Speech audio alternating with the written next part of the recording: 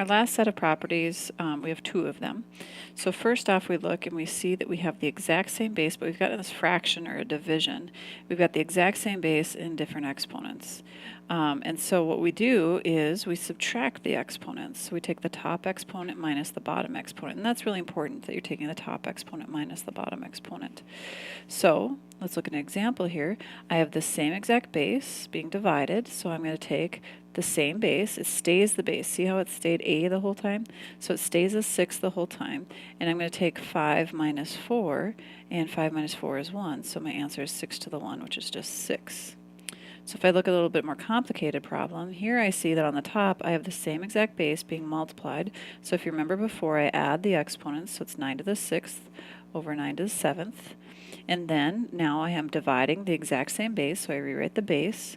I'm going to take the top exponent minus the bottom exponent, and I like to write it out just because subtraction can be complicated, and so if you see it, you have a better chance of doing it right.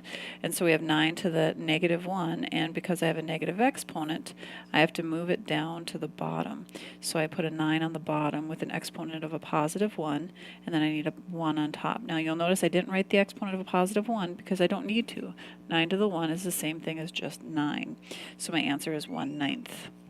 The other that we're looking at is notice I have different bases in a fraction, but I have them in a bubble with an exponent outside. And what that means is this exponent should be applied to both of these. So my answer should be a to the m over b to the m. And then I can do those separately. So here my first one is 2/3 to the squared. So I'm going to apply the squared to both of them. So I go 2 squared and 3 squared, and that gives me 4 over 9. Because I just figured out what 2 squared was and what 3 squared was.